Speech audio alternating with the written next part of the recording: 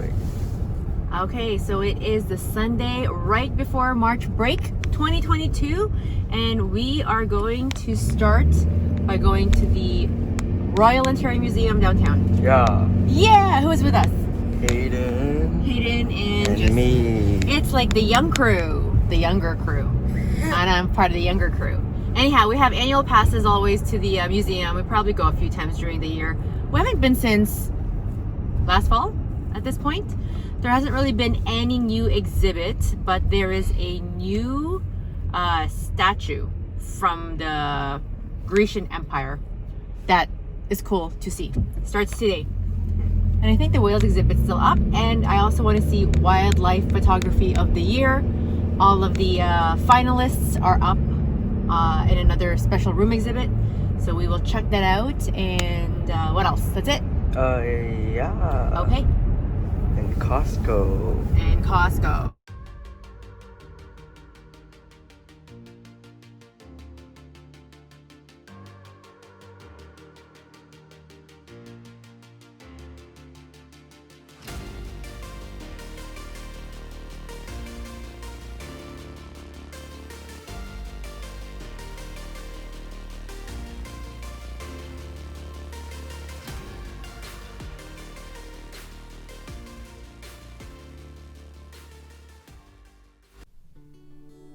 Okay, here we are. We got to park at the Colonnade again, just right off Bloor Street. We usually park at the Manulife building, but this is a little bit closer to the Royal Ontario Museum, or ROM for short. It's located at 100 Queen's Park Drive, and all these stores really are open later on today, around 11 o'clock, and the ROM opens up at 10. We're a little bit late just because of the time change this morning, but I got some tickets for the special exhibit, which today is the wildlife photography of the year. I got a pass by Mont Blanc later to pick up some inks, I think, if they have them. But otherwise, there's the ROM with that jutting structure. This is the ROM, and it's actually located on the corner of Bloor and Queen's Park. Just a little bit north is Avenue Road, and south of us is the original Queen's Park itself.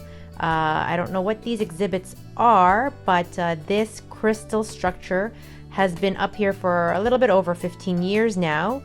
And this is the lobby. A little bit busy today, but all tickets have to be pre-ordered, and we just scan it off of our phones.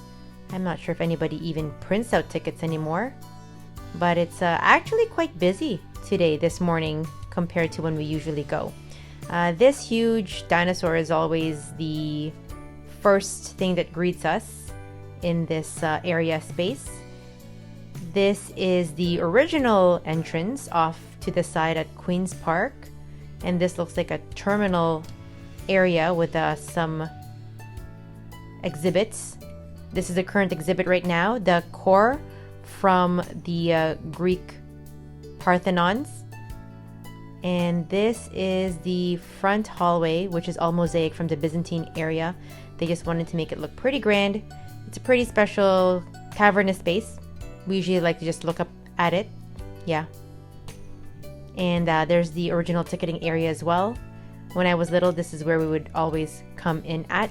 Going up the stairs, we actually pass these native indigenous totem poles that the museum's actually built around of in the early 30s. We're going to the biodiversity level on level 2. Again, lots of crowds here today. We're going to see all the different taxidermied specimens, I guess. We have the rhinoceros there that's been here with the museum since it first opened. And again, a huge collection of various wildlives and their own ecosystems. And what's that? I guess creatures from the Great Lakes area. You see the birds, the different sea life. Over there is a moose, an elk. Oh, maybe from the tundra region. And a whale. Yeah, so over in this area, it's a lot of hanging sea life, sea marine creatures. Buffalo or bison. Bison. But they put them in different ecosystem groupings, I guess. So you have the marine biodiversity, and then these are more sea creatures. Different a snake. Areas. That's a cobra. So always scares me whenever I see that. I know, and a boa constrictor. Lots of Owls. maybe almost endangered species. Oh, I know that. And these ones are the close to being extinct species. Polar bear. That's a big turtleback turtle. And a cheetah. Aardvark. And a dodo. And this is a reef, so it's showing again how it's so blue. it is blue, and isn't that dory? Maybe. And some coral shells.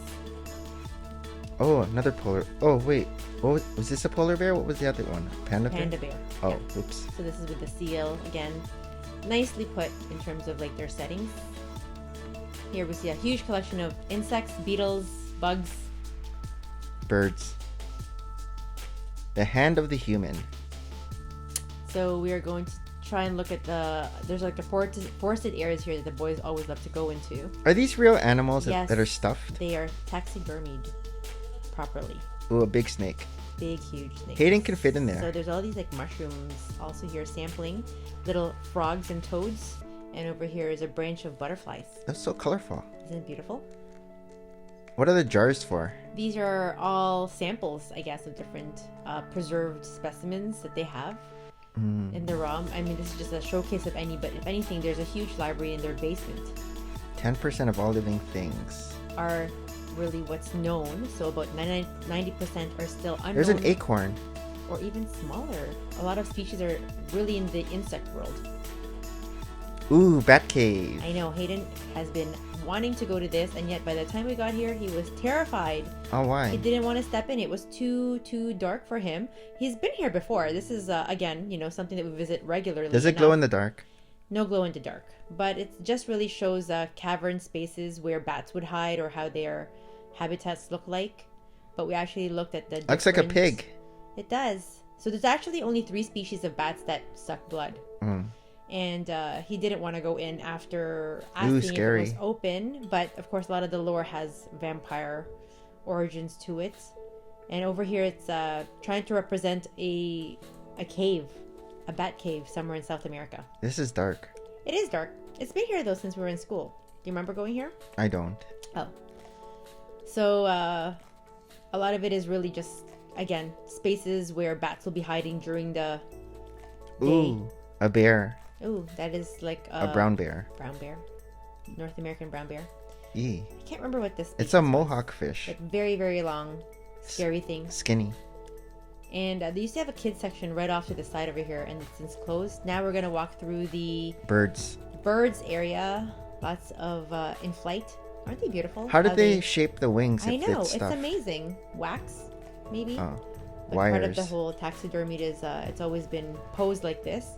But we go through the birds to get to the shortcut into the dinosaur galleries. But before that, we actually went ahead and looked at the toys. Toy soldier collection. This could be like, your Lego toy room one day. Somebody donated their entire soldier collection, and these were really popular during the World Wars. In 1940s, 1910s. Dinosaurs. But somebody went and collected all of their toy soldiers. Right through these doors, we enter the prehistoric. Oh, dinosaurs. Era, yep. Lots of... or woolly mammoth. Woolly mammoths. That's back to the main hallway.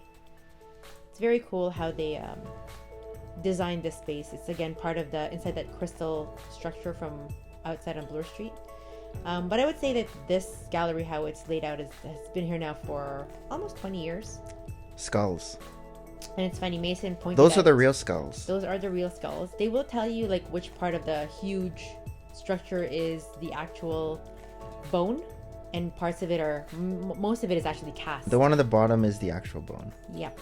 And then the cast is above. They'll have a lot of diagrams below it. That's actually a giant sloth.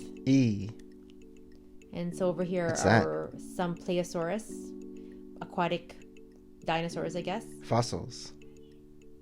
And there's a T-Rex. So this guy has been here also as an entry point. How old is the T-Rex? Gallery. It is past the Jurassic age, actually. It shouldn't be the Jurassic part of the age. Stegosaurus. Triceratops? Oh, Triceratops. It's okay. And this is, I can't remember. Smaller dinosaurs that survived the huge explosion, as they call it. We're going to go up now and we're going to take a look at the wildlife photography. That's the special exhibit that's on until May of this year. The ROM switches up their exhibits every few months, 3 to 4 months each. Oh. There's actually still a whale exhibit in the basement, but we've already seen that before. So high. It is very high. It's like we're going up the crystal spacing.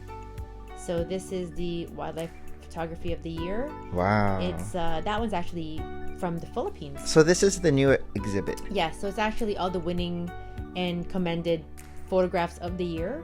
You can join as early as a junior photographer at the age of 15. And so they have different categories. I think about 2,000 pictures were shown and judged. It was a panel of 7 judges, and it started from the Natural Museum of History in London, England. So there's all these amazing, like that octopus one is actually from Palawan, Philippines. Oh. And these photographers, they have to time it right. Philippines. This was taken at a full moon underwater, of course. Oh, okay. And there's so many categories. So part of it could be just the ecosystem and how human lives adapt to the natural world. That's colorful. So this one was an interesting piece because there's actually a turtle in the bottom that doesn't belong. That Oh, one's that's like cool. a crater where a jungle grew in the crater. These are all fungus, like small microcosms that grow. Ooh. Insects. Insects, yep. Life of insects. All Are they captured. kissing? This one's from Canada. This one actually won. This was the winner. How ravens mate for life. And it's amazing how, again, photographers have to wait there for hours just to get the perfect eating a bat. picture. Yeah.